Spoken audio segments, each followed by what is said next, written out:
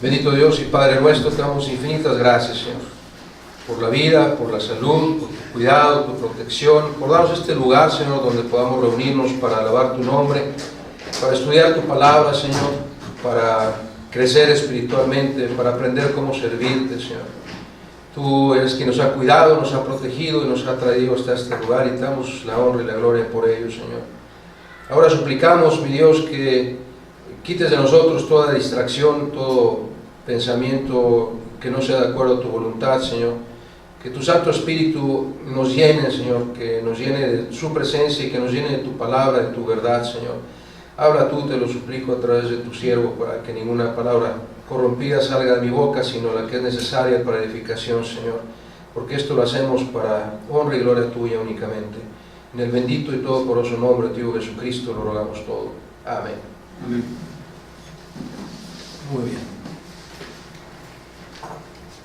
Contrario a mi costumbre, no voy a empezar con preguntas, y al ser un sermón de tipo expositivo, donde tenemos que revisar varios pasajes de la Biblia, también contrario a mi costumbre, vamos a proyectar muchos de los versículos por razón de facilidad, para que pongamos mucha atención en el tema, y también por razón de tiempo, ¿va? Pero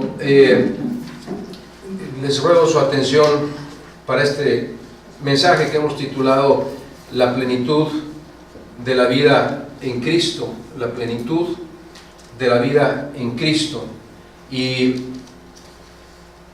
es algo hermoso, hermanos. La intención que tiene este mensaje es que todos salgamos de aquí motivados, entendiendo quiénes somos en Cristo y entendiendo todo a lo que tenemos acceso por ser de Cristo, y qué podemos hacer con ello en nuestra vida.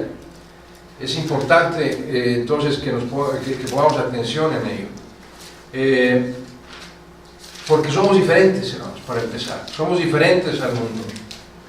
Mientras el mundo, tristemente, los que no han aceptado a Jesucristo como su Salvador, a eso me refiero, como el mundo, y lo rechazan o no lo conocen o lo desconocen, como le queramos poner. Normalmente esta gente vive con un sentimiento de vacío en su interior, aunque no lo quieran reconocer muchas veces, y pueden tener momentos de tranquilidad, pero son momentos de tranquilidad efímeros, se van muy pronto. Mientras que el verdadero creyente, el que tiene a Dios en su corazón, puede experimentar la verdadera y la duradera paz. Si usted recuerda, al menos yo así lo recuerdo, el momento en que acepté a Cristo como mi Salvador, lo primero que percibí en mi interior fue como si me hubiera deshecho de un peso enorme, y sentí una paz que llenó todo mi ser, algo indescriptible. Porque dice, y fue una de las promesas de nuestro Señor, dijo: yo he venido para que tengáis paz y para que la tengáis en abundancia. Y eso es el primer sentimiento, y es algo que no tienen los que no conocen a Jesús como su Salvador. Por otra parte, la gente del mundo vive con una incertidumbre total. No saben lo que les depara el futuro, y mucho menos lo que les depara la eternidad. Algunos ni siquiera se preocupan por ello ni lo quieren preguntar. Sin embargo, el verdadero creyente sabe lo que le depara el futuro y sabe a dónde va. Y todo esto, todas estas verdades bíblicas, toda esta paz, toda esta tranquilidad, toda esta certidumbre, la tenemos por la gracia de Dios. No es algo que hayamos logrado por nuestros propios méritos. Y algo que a veces perdemos de vista es que la gracia de Dios siempre ha estado ahí. A veces pensamos que como Jesucristo es el dador de la gracia, ¿va? Y estamos en la dispensación de la gracia según muchos estudiosos, y la dispensación de la gracia empieza precisamente cuando llega nuestro Señor Jesús a la tierra. Pensamos a veces que la gracia no estuvo en el Antiguo Testamento. Sin embargo, si va usted no vaya, pero pongan un poquito de atención. Si va usted a Génesis 6:8, dice que Noé halló gracia ante los ojos del Señor. Noé halló gracia ante los ojos del Señor. Estamos hablando del Antiguo Testamento, ahí en el libro de Génesis. Y en el capítulo 31 de Jeremías, no lo busque, puede apuntar la cita y después verificar que esto es precisamente de la Biblia, no son ideas mías. En capítulo 31 de Jeremías, versículos, voy a leer 3 versículos. En 1 a 3 dice, versículo 1, en aquel tiempo, dice Jehová, yo seré Dios a todas las familias de Israel, y ellas me serán a mí por pueblo. Así ha dicho Jehová, el pueblo que escapó de la espada, refiriéndose cuando salieron de Egipto, halló gracia en el desierto, cuando Israel iba en busca de reposo. Y luego el versículo 31:3 es hermoso, dice, Jehová se manifestó a mí hace ya mucho tiempo, diciendo, con amor eterno te he amado, por tanto te prolongué mi misericordia. De modo que la gracia de Dios siempre ha estado presente en todos sus hijos, en todos los que han creído en Él. Y en el caso de nosotros, los que estamos, todo esto que vimos es antes de Cristo, en el Antiguo Testamento, pero después de Cristo la gracia de Dios se reveló a nosotros, más que nada por la encarnación del Verbo. Si recuerda ahí el capítulo 1 del Evangelio según San Juan, el versículo 1 dice, en el principio era el Verbo, y el Verbo era con Dios, y el Verbo era Dios. Y podemos cambiar, y es correcto decir, en el principio Jesús estaba con Dios y Jesús era Dios. Y luego el versículo 14 dice, empieza diciendo la primera parte del versículo 14, y el Verbo se hizo carne, Jesús se hizo carne y habitó entre nosotros. Y el apóstol Pablo se lo dijo a Tito en su segundo, déjame ver la cita, es Tito, anótela ahí, Tito 2:11, dice el apóstol Pablo, porque la gracia de Dios, nuevamente estamos hablando de la gracia, ¿verdad? La gracia de Dios se ha manifestado para salvación a todos los hombres. ¿Quién se manifestó para salvación? Jesucristo. Jesucristo es el dador de la gracia. Y aquí está hablando precisamente de la encarnación. La frase se ha manifestado está en un tiempo verbal que se usaba mucho en el griego, que se llamaba aoristo, y el tiempo verbal aoristo para nosotros es el pretérito simple. Y lo que quiere decir es, se está refiriendo, nos está haciendo saber de algo, perdón, una acción pasada, sin hacer referencia a su duración, ni al momento en que sucedió. Es una verdad que ya pasó y no hace referencia al momento en que sucedió, pero nos da la certeza de que sucedió. Por eso se manifestó la gracia de Dios. ¿Okay? Es un momento que no sabemos precisamente el día y la hora, y qué bueno que no lo sabemos, porque si no, ese día y hora, si lo estuviéramos festejando cada año, sería algo innecesario, ¿verdad? Dios no quiso revelarnos cuándo nació su Hijo Jesucristo, ni cuándo, la fecha exacta en que murió, ni la fecha exacta en que resucitó, pero todo eso lo sabemos y todo eso está en un tiempo perfecto, pretérito simple. Son hechos verdaderos que sucedieron, pero que no nos dice el tiempo exacto en el que sucedieron, ¿verdad? Entonces nosotros, a diferencia de la gracia del Antiguo Testamento, tenemos la gracia del Nuevo Testamento por la encarnación de nuestro Señor Jesucristo, cuando nuestro Señor Jesús vino a nacer. Ahora, el diccionario cristiano bautista definimos la palabra gracia como un favor inmerecido de Dios. El significado de gracia es un favor que recibimos inmerecidamente de parte de Dios. Y hay varias cosas en las Escrituras, varios elementos en las Escrituras que son muestras de esa gracia de Dios. Y lo que quiero intentar esta mañana es que conforme vamos analizando esto, vaya cada uno de nosotros reflexionando en su propia vida, ¿cuándo se reveló esa gracia en usted? ¿Cuándo es que sintió esa demostración de la gracia de Dios en su vida? Porque quiero que nos vayamos sintonizando con lo que Dios ha hecho en nuestra vida y luego con lo que Dios puede hacer con nuestra vida. Entonces es importante recordar. Esta mañana en la escuela dominical hablábamos del testimonio, hablábamos de las cosas que Dios ha hecho en nuestra vida y que a veces no las decimos y hay que decirlas, ¿no? Bueno, de esta gracia que Dios ha manifestado en nuestra vida tenemos varios ejemplos y vamos a ver los versículos uno por uno acerca de ellos. Por ejemplo, la gracia de Dios, según Efesios 1:7, es la base de nuestra redención. ¿Lo puedes proyectar? Dice Efesios 1:7, hablando Jesús, en quien tenemos redención por su sangre, el perdón de pecados, y luego dice, según las riquezas de su gracia. De modo que nuestra redención es por su gracia. ¿Vamos bien? ¿Me está siguiendo? Otra muestra de la gracia de Dios, decía el hermano Enrique esta mañana, yo no sé cómo fue elegido por Dios, pero así es, desde antes de la fundación del mundo. Y dice, por la gracia de Dios hemos sido elegidos, Romanos 11:5, dice, así también, aún en este tiempo, dice el apóstol Pablo a los romanos, ha quedado un remanente escogido por gracia.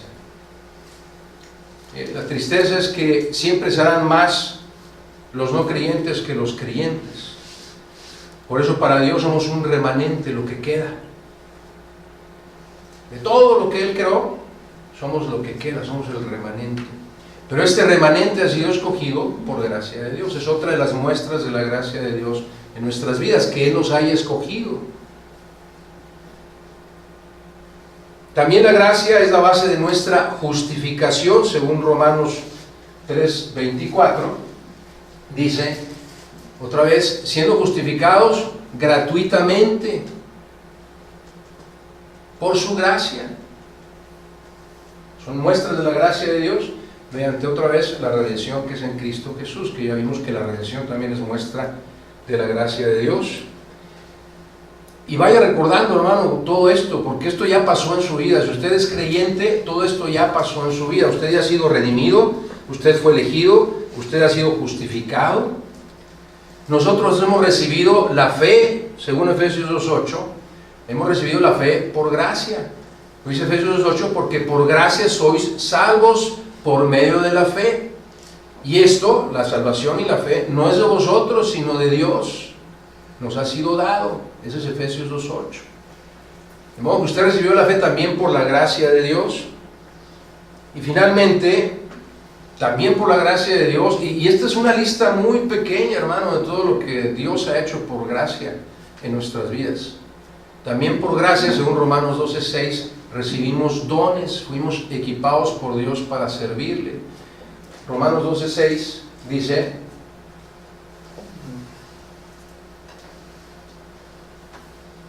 ¿sí lo dice? Dice, de manera que teniendo diferentes dones, según la gracia que nos es dada. Todo esto hemos recibido por gracia, gratuitamente, por amor, no por merecimiento propio, sino porque ese es el plan de Dios para nuestra vida. Y por si todo esto no fuera suficiente, podemos ver ejemplos de la gracia de Dios y del poder de Dios revelado en la vida de la mayoría de la gente, obviamente de todos los que creyeron en Él en el Antiguo Testamento, pero también en nuestra vida. Quiero otra vez traerle a su mente momentos, y voy a compartirle momentos que han sucedido en mi vida y que creo que también han sucedido en la suya, y que los vaya ubicando conforme se los voy revelando, porque, insisto, son muestras de la gracia infinita de Dios. Son cosas inmerecidas, las recibimos gratuitamente, otra vez, no porque lo merezcamos. Y quiero compartirle esto, por ejemplo, mire, antes de compartirle esto, el pasaje central de esta mañana está basado en el Evangelio según San Juan, capítulo 1, no se va a proyectar el versículo. Evangelio según San Juan, capítulo 1, versículo 16.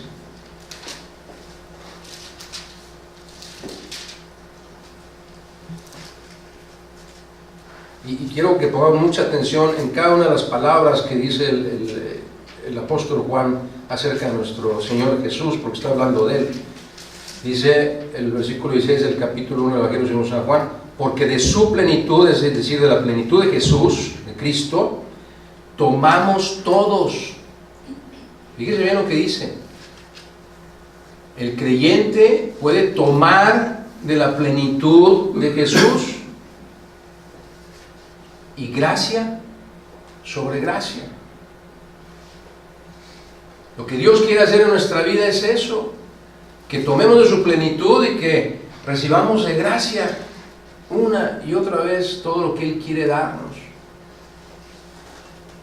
Ahora, por ejemplo, y por favor, razónenlo en su propia vida, porque no quisiera que esto se vea como ejemplo propio, sino trate de traer a su vida momentos en los que Dios le ha mostrado su gracia a través de lo siguiente. Dios le ha mostrado su gracia y su plenitud, como acabamos de ver en el versículo, a través de consolarnos en momentos de angustia, en momentos de dolor, en momentos de pena, en momentos de tribulación. Al menos a mí Dios me ha mostrado su gracia en esos momentos.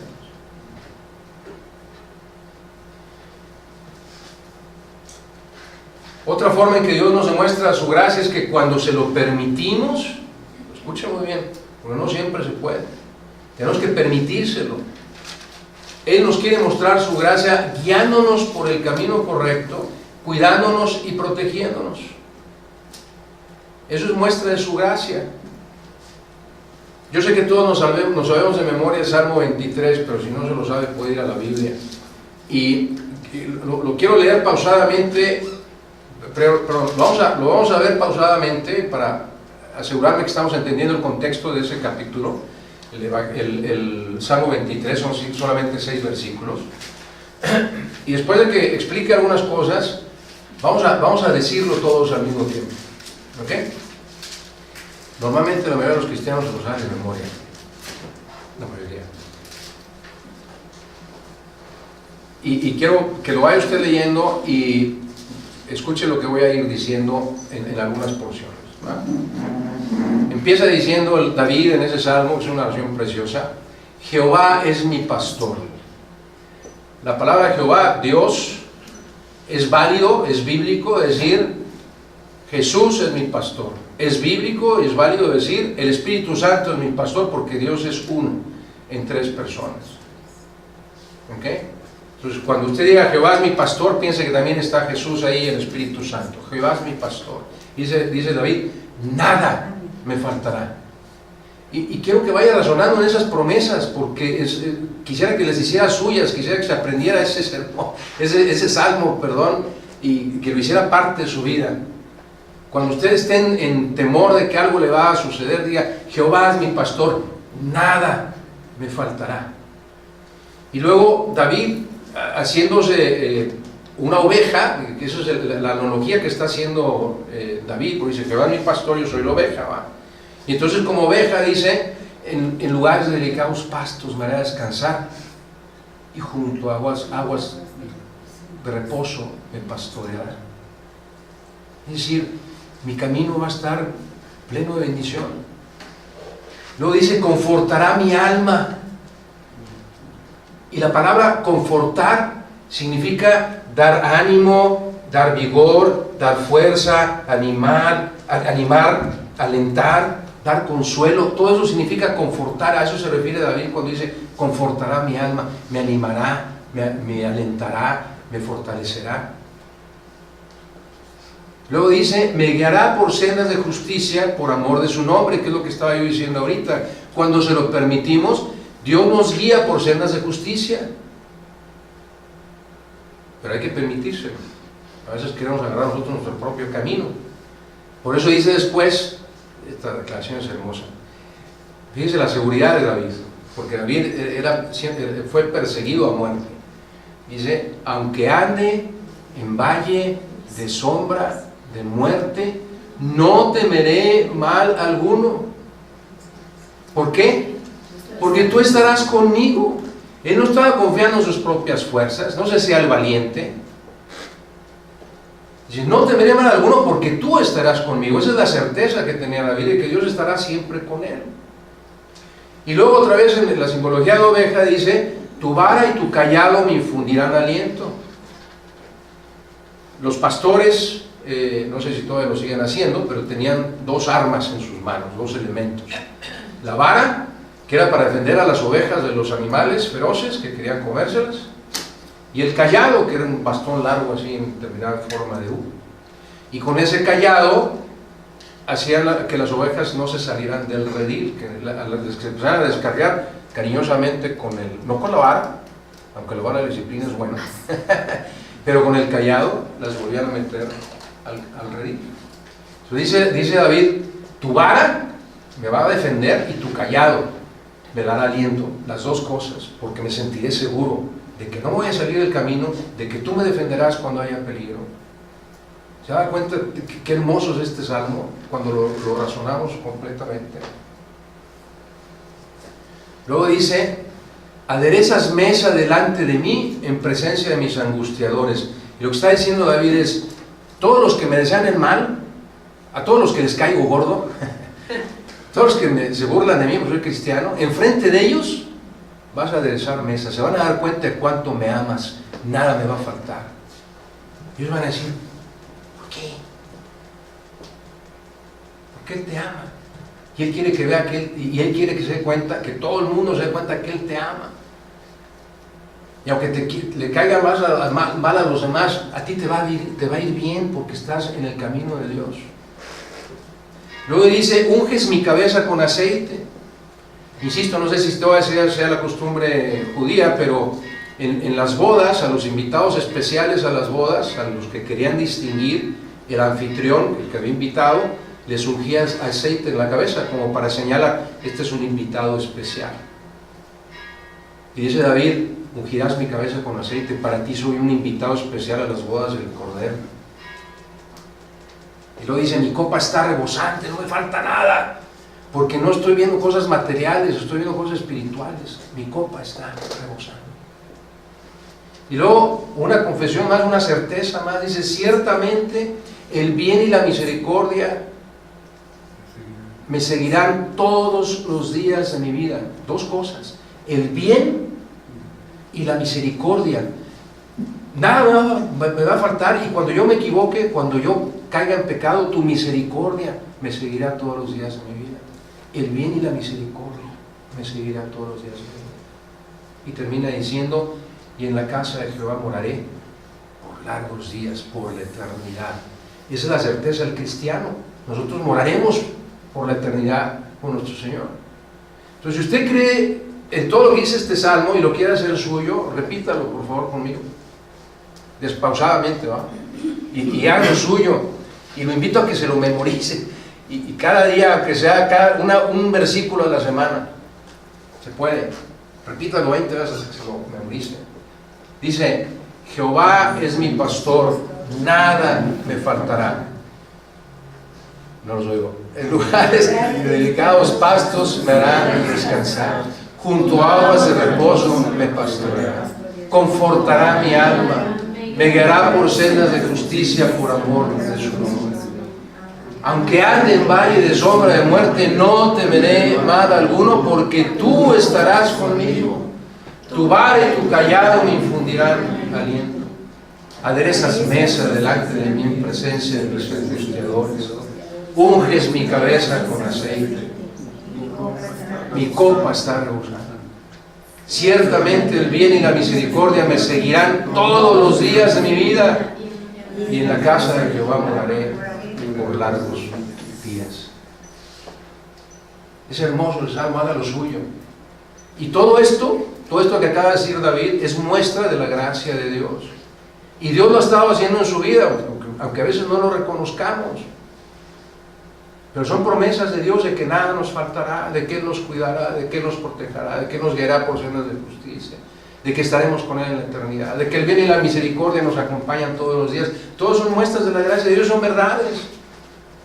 Haga esta oración suya.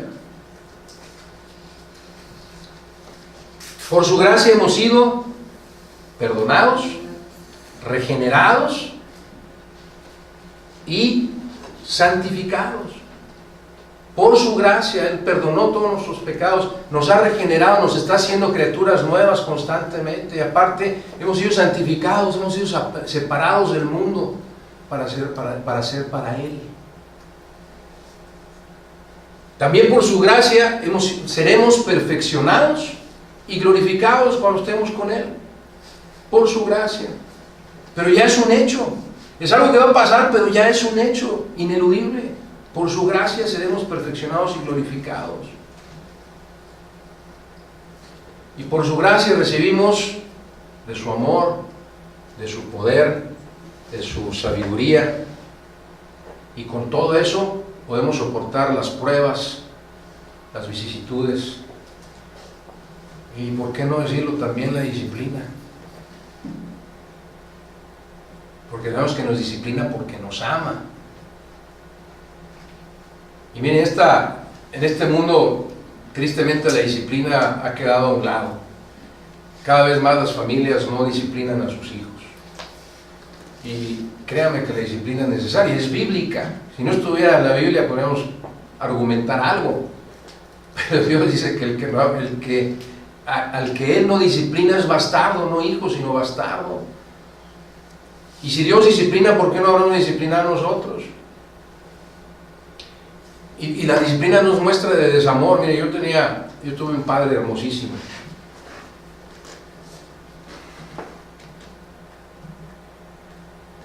Solo Dios sabe por qué murió cuando yo tenía 14 años. Pero lo recuerdo perfectamente. Y me encantaba su disciplina. Para empezar, lo que ya no se hace ahora, ¿verdad? Yo lo intenté con mis hijos, pero se reían de cómo me veía. Porque cuando yo me portaba mal, cuando me estaba empezando a portar mal, papá no me levantaba así la ceja y se acabó.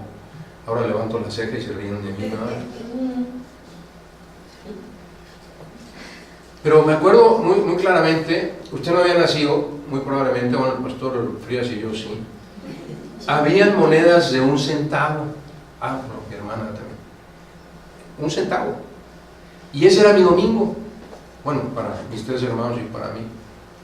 Pero el domingo estaba condicionado a que me portara bien, que no me peleara con mis hermanitos, que hiciera mi tarea y a traer buenas calificaciones. Por eso yo nunca tenía domingo.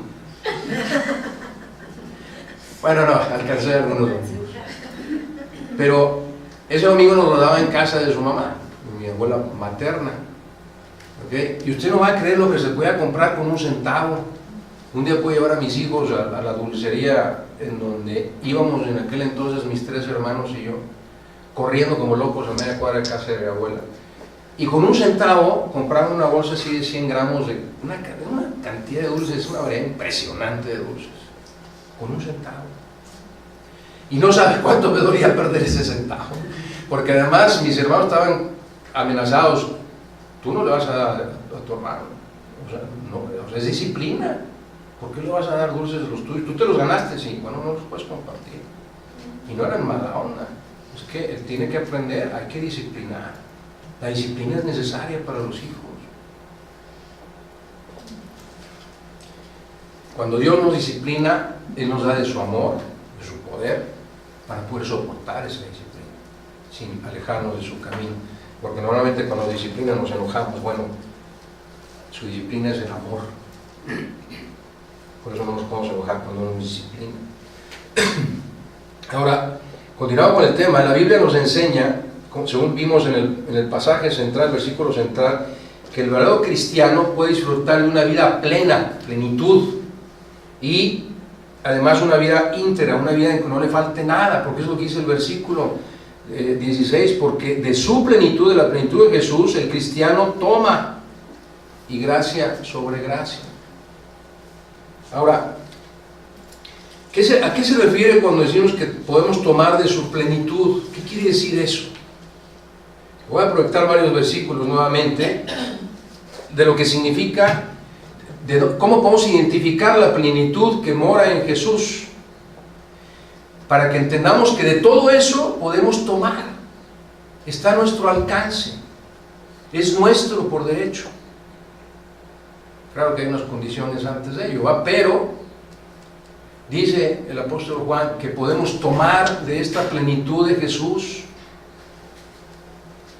¿En qué se revela la plenitud de Jesús? Mire, Hebreos 4:15 dice: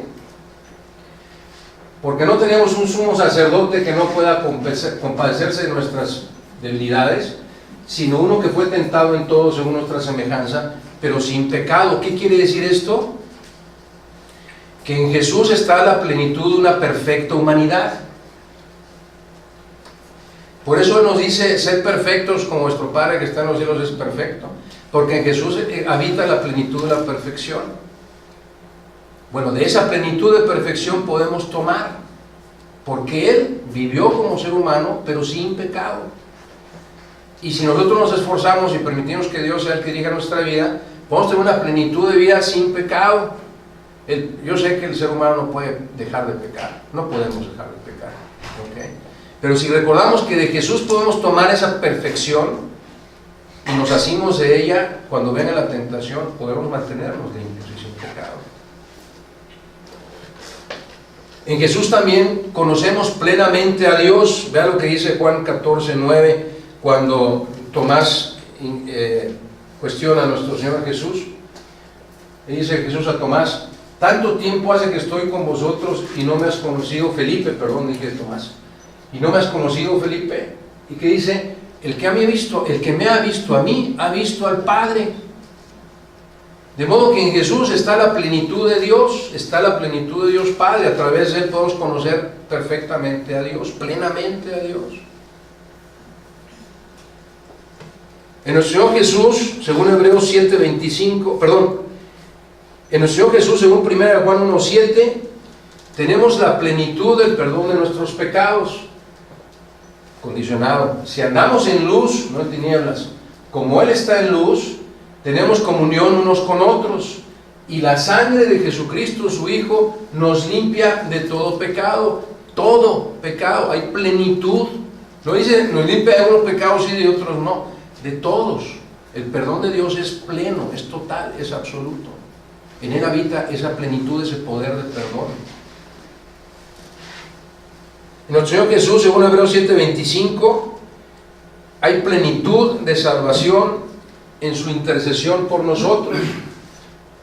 Hablando de Jesús, dice, como sumo sacerdote, Él puede también salvar perpetuamente. Vea usted ahí la plenitud. La salvación no es para un tiempecito, es perpetua, es plena, es total, es absoluta. Salvar perpetuamente a los que se acercan a Dios, viviendo siempre otra vez la plenitud de vida en Jesús. Son términos absolutos: perpetuo, siempre, todos, para interceder por nosotros. Algo más, en nuestro Señor Jesús, según 1 Corintios 6:11, en su nombre está la plenitud de la justificación. Y escúchelo como para nosotros, nos está diciendo Pablo en la carta a los Corintios, hablando antes de todo este versículo, habla de una serie de pecados. Dice: esto erais algunos, esto éramos nosotros, mas ya habéis sido lavados, ya habéis sido santificados, ya habéis sido justificados. ¿En quién? En el nombre del Señor Jesús y por el Espíritu de nuestro Dios.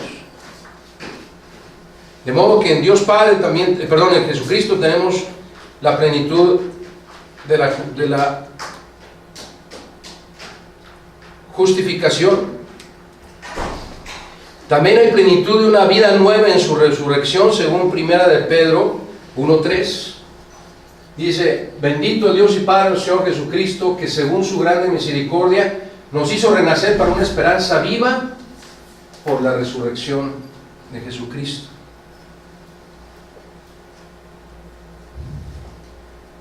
Dos más, quédese conmigo, no se me duerma. Dice: tenemos seguridad plena en su ascensión a los cielos, según Efesios 4:10. El que descendió, refiriéndose a Jesús, es el mismo que también subió, dice, por encima de todos, ahí está la plenitud, de todos los cielos, para llenarlo todo. Ahí está la plenitud de Dios, ahí está la plenitud de Jesús. Y por último, dice, en Jesús está la plenitud de la deidad, según Colosenses 2, 9 y 10. Porque en Jesús habita corporalmente, como dice, toda la plenitud de la deidad. Y vosotros, es decir, nosotros, estáis completos en Él, que es la cabeza de todo principado y potestad. Todo esto que estamos hablando son aspectos de plenitud espiritual. No estoy hablando todavía de la material, estoy hablando de la plenitud espiritual. Pero de todo esto nosotros podemos tomar como creyentes. Está a nuestro alcance. La salvación, el perdón de nuestros pecados, la perfecta humanidad, sabemos que la justificación, etc. En todo ello nosotros somos partícipes, copartícipes. Y como dije, esto estamos hablando de las cosas espirituales, pero ¿qué hay de las materiales? ¿Acaso tendrá Jesús control sobre las cosas materiales? ¿Acaso Él tiene plenitud en las cosas materiales? Este es un pasaje un poquito más extenso, pero síganlo conmigo con calma, por favor. Colosenses 1, versículos 15 al 20.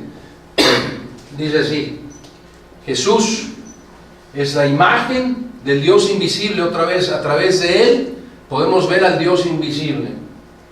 El primogénito de toda creación. ¿Qué quiere decir eso? Fue el primero. Jesús es el primero en todo, tiene que ser el primero en todo.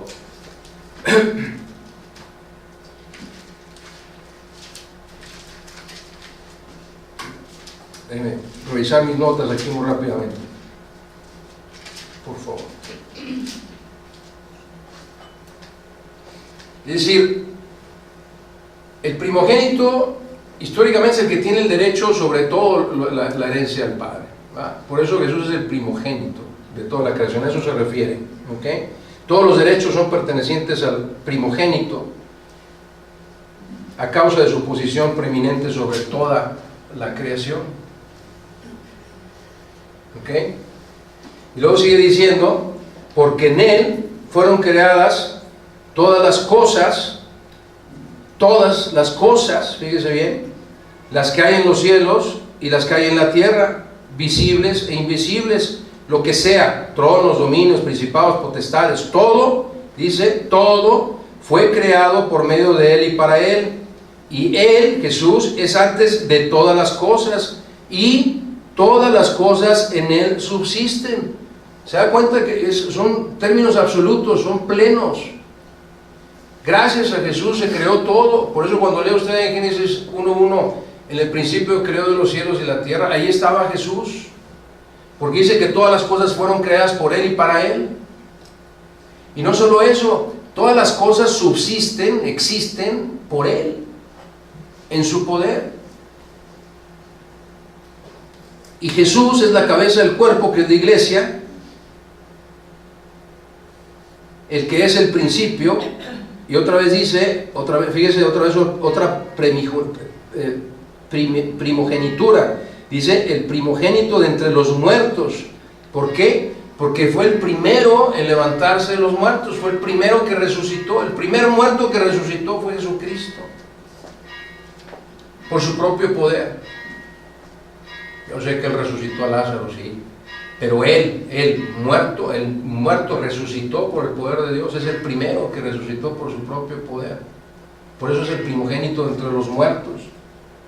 Para que en todo, tanto en la vida como en la muerte, tenga preeminencia, es el primero en todo, por cuanto agradó al Padre que en Él, dice, habitase toda plenitud. Y por medio de Él reconciliar consigo todas las cosas, así las que están en la tierra como las que están en los cielos, haciendo la paz mediante la sangre en su cruz. De todo esto, de toda su creación, de toda la plenitud de su creación, dice el apóstol Juan, podemos tomar, y gracia sobre gracia, lo vimos en Juan 1:16. De modo que el creyente, el verdadero cristiano, puede tomar de las cosas espirituales de la plenitud de Jesús y puede tomar de las cosas materiales de la plenitud de Jesús, porque Él es el dueño de todo. Él es el creador y dueño de todo. ¿Se da cuenta de los privilegios que tenemos como creyentes, de toda esta gracia, toda esta plenitud espiritual y material? Y además es inagotable, es gratuita, es rica, es eterna. Todos tenemos derecho a ello. Otra vez yo quisiera que todos salimos de aquí entendiendo nuestra posición privilegiada ante Dios. Todo lo que Él nos ha hecho y nos ha dado por su gracia, desde el momento en que aceptamos ser hijos suyos. Todo esto está al alcance de la mano. Ahora, hay requisitos para poder disfrutar de esa gracia y para poder tomar esa plenitud. Como creyentes, como hijos de Dios, fíjense cómo dice Hebreos 4:16. Voy a esperar a que busque el versículo, porque quiero hablar de este tema detalladamente. Por favor, vaya a Hebreos capítulo 4, versículo 16.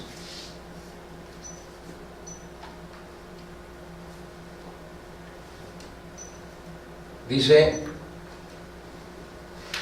acerquémonos pues confiadamente al trono de la gracia. Acerquémonos pues confiadamente al trono de la gracia, para alcanzar misericordia y hallar gracia para el oportuno socorro. Efesios 4:16. Déjenme tratar de explicarlo. Dice el autor de Hebreos: acerquémonos confiadamente al trono de la gracia. Pero miren, cuando usted sabe que su papá está enojado con usted por algo que hizo, por algo que dijo, por cómo se comportó, ¿se puede usted acercar confiadamente con él? ¿O se va a acercar con temor? O mejor no se va a acercar, para que no haya disciplina inmediata, la vara de la disciplina de papá. Para podernos acercar confiadamente al trono de la gracia, obviamente tenemos que estar en perfecta armonía con Dios. Para poder disfrutar de su gracia, para poder tomar de su plenitud, tenemos que estar en perfecta armonía con Dios, es decir, limpio de pecado, es decir, viviendo como Él quiere que vivamos, obedeciéndole, sirviéndole. Dice: acerquémonos confiadamente al trono de la gracia. Dice: para que halléis misericordia, otra vez, perdón. Y luego dice: y gracia para el oportuno socorro. La bendición y la respuesta de Dios siempre es oportuna, siempre llega en el momento preciso, en el momento en que menos te lo esperas, porque no tenemos la sabiduría de Dios. En el momento en que más lo necesitamos es el oportuno socorro. Entonces podemos tomar de esa gracia. Cuando estamos en armonía con Dios, podemos tomar de su plenitud, podemos tomar de su gracia, podemos acercarnos confiadamente al trono de la gracia y recibir de Él misericordia y gracia para el oportuno socorro, para suplir todas nuestras necesidades, absolutamente todas, porque Dios es dueño de todo.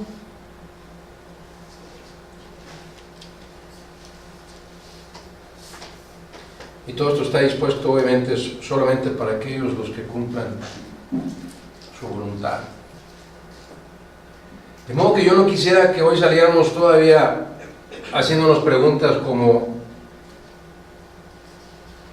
Ahora, voy a hacer una pausa rápido. Olvidé comentar esto. Cuando dice acerquémonos confiadamente, fíjese bien, no nos estamos acercando confiados en nuestros propios méritos o nuestras propias fuerzas. ¿Okay? Nos acercamos confiadamente a Él, porque sabemos que estamos en obediencia a Él y porque sabemos que Él nos ama y porque le estamos obedeciendo y porque estamos sin pecado. No nos acercamos confiadamente en nuestros méritos o nuestras propias fuerzas. Ten mucho cuidado con eso.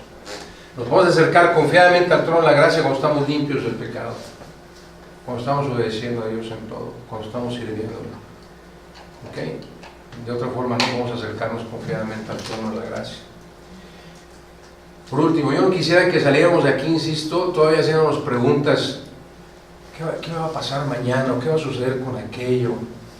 No quisiera que saliéramos de aquí afanados, preocupados, consternados, sintiendo que nos falta algo en la vida. Si salimos así es porque todavía no confiamos en la gracia y en la plenitud de Jesús. No hemos aceptado esa invitación que Él nos hace de tomar de su gracia y de su plenitud. Está a nuestro alcance. Es gratuita. Entendamos y recordemos en todo momento y circunstancia, si somos hijos de Dios, podemos tomar de la plenitud de Cristo para vivir una vida perfecta, de gozo constante, de paz intensa, de llenura total. La Biblia habla de gracia plena y de plenitud de gracia para el creyente. Escúchame otra vez. La Biblia nos dice que el creyente tiene acceso a la gracia plena y a la plenitud de gracia, como la quiera llamar. Está ahí para que la tomemos. La única condición es que estemos en armonía con Dios. Ayúdeme a leer un último pasaje, por favor. Vaya conmigo a la carta de Pablo a los Efesios.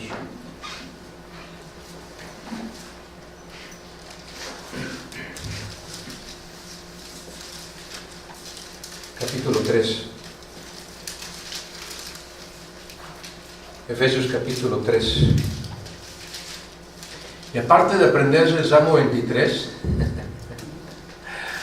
ojalá pudiéramos grabar también estas palabras en nuestra mente. Efesios capítulo 3, versículos 14 al 19.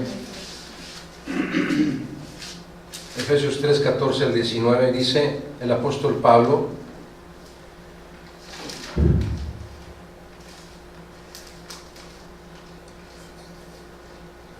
voy a leer rápido el 11 y el 12 antes y luego ya me siguen el 14. Conforme al propósito eterno que hizo en Cristo Jesús nuestro Señor, dice, en quien tenemos, en Cristo Jesús, seguridad y acceso con confianza por medio de Él, por medio de la fe en Él. Versículo 14, Efesios 3, 14. Por esta causa, doblo mis rodillas ante el Padre del Señor Jesucristo, de quien toma nombre toda familia en los cielos y en la tierra. Oración para que os dé, conforme a las riquezas de su gloria, el ser fortalecidos con poder en el hombre interior, por su Espíritu, con mayúscula, el Espíritu Santo. Fíjese bien lo que dicen los siguientes 3 versículos. Para que habite Cristo por la fe en vuestros corazones, a fin de que arraigados y cimentados en amor, cada cristiano sea plenamente capaz de comprender con todos los santos cuál sea la anchura, la longitud, la profundidad y la altura, y de conocer el amor de Cristo, que excede todo conocimiento. ¿Para qué? Para que seáis llenos de toda la plenitud de Dios. Cuando permitimos que el amor de Jesús mora en nuestros corazones, podemos ser llenos de toda la plenitud de Dios. Es imposible para nuestro cerebro finito y nuestra inteligencia finita entender qué significa toda la plenitud de Dios.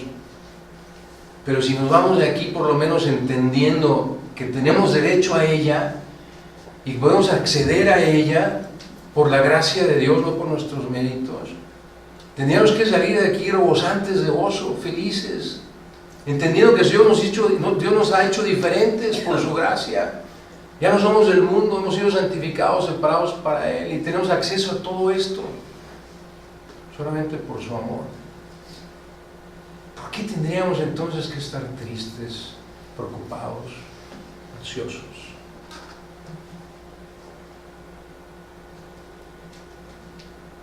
Si podemos tomar de la plenitud de Dios gratuitamente.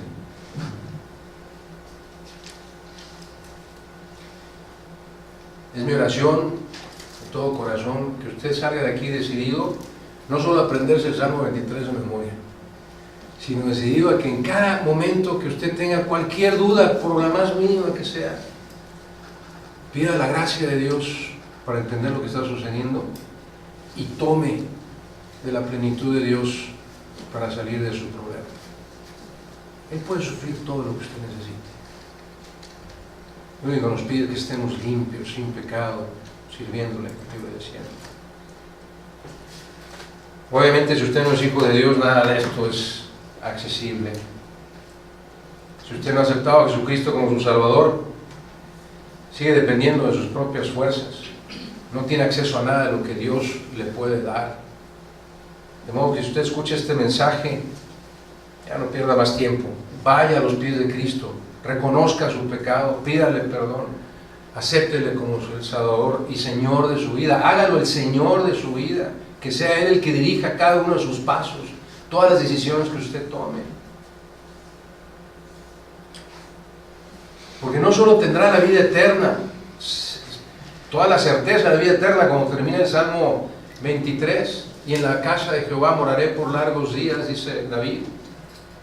También tendrá durante su tiempo en la tierra acceso a la gracia de Dios y a la plenitud de Dios. Nada que compararse con lo que el pobre mundo ofrece. Los invito a tener una última oración para terminar con este sermón. Se pueden inclinar su rostro.